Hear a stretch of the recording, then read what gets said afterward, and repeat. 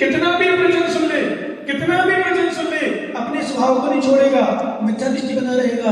क्यों? क्योंकि वह अभक्त पड़ा है। ऐसे ज्ञानी सांप को दूध पिलाने पर हमारे आचार्य ने सूत्र दिया, उपकारोपि नीचानम अपकाराय कल्पते पंचनगेन पया पीतम विश्वस्वय वर्णम। दुष्ट पुरुषों के लिए, निकृष्ट पुरुषों के लिए, अज्ञानियों के लिए जिनमानी भी उपकार की बातें भी अपकार सी लगती हैं। कैसे? जैसे पंचनगेन पया पीतम, सांप को दूध पिलाया जाओ तो विश्वस्वय वर्णम, विष ही बढ़ता है, अमृत नहीं बढ़ता।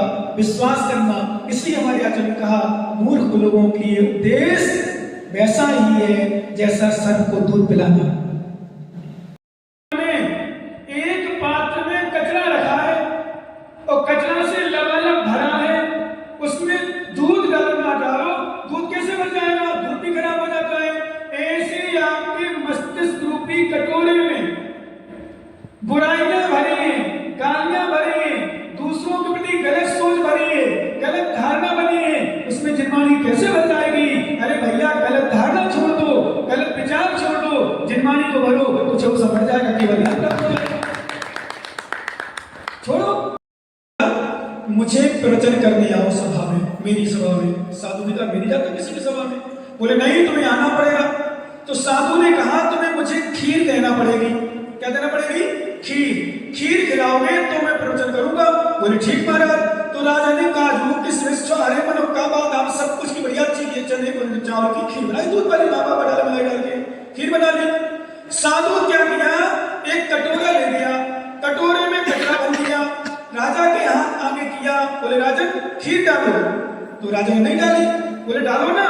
बोले नहीं, कचरा है। बोले इसी में डालो। बोले नहीं डाली। तो साधु को खीर नहीं दी। साधु वापस आ गया। तो जैसे ही साधु वापस आया, राजा गुस्सा आई, महाराज आपने मुझे प्रवचन दे के नहीं आए। कहते प्रवचन देना थे और प्रवचन करके आना था, क्यों नहीं प्रवचन दिए? बोले मैं प्रवचन करके आ गया। बोले प्रवचन करके आ गया? कहाँ दिया प्रवचन? छोड़ दो तो साधु होकर के। बोले नहीं राजन, मैंने प्रवचन दिए। बोले कहाँ दिए महाराज? बोले महाराज बताओ महाराजा, राजन आपने मेरे कटोरे में खीर क्यों नहीं डाली? बोले महाराज, आपका कटोरा कचरे से भरा था और कचरे में मैं खीर डालता तो मेरी खीर खराब हो जाती। बोले राजन, यही तो मेरा उपदेश है। तुम्हारा जो मस्तिष्क है, तुम्हारी जो बुद्धि है, कसायों से, विषयों से, राग द्वेष से, ईर्ष्या से, छल से, मोह से, भ्रम से एक कटोरा भरा हुआ है। इसलिए मैंने जिनवाणी नहीं दी। जिनवाणी देता तो मेरी जिनवाणी खराब हो जाती। इसलिए तो अपने वासना को, विषयों को, कसायों को त्याग करके आओ, फिर मेरा प्रवचन सुनना तो कल्याणकारी होगा।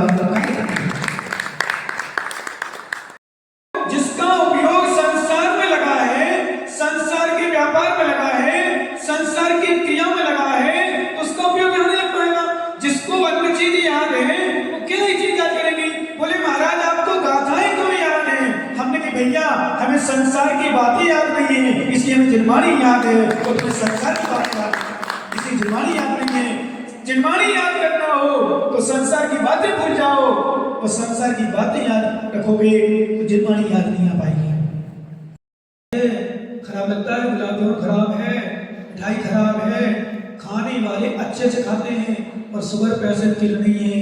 ऐसे जिनवाणी मिथ्या दृष्टि नहीं है। हम जिनवाणी समय दृष्टि सरकार करनी है। मिथ्या दृष्टि अंधस्य नृत्यम बदरस्य गीतम काकस्य शौचम मृतकस्य भोजम नपुंसकस्य वृथा कृत्यम मूर्खस्य रक्तम शुक्रारि रक्तम।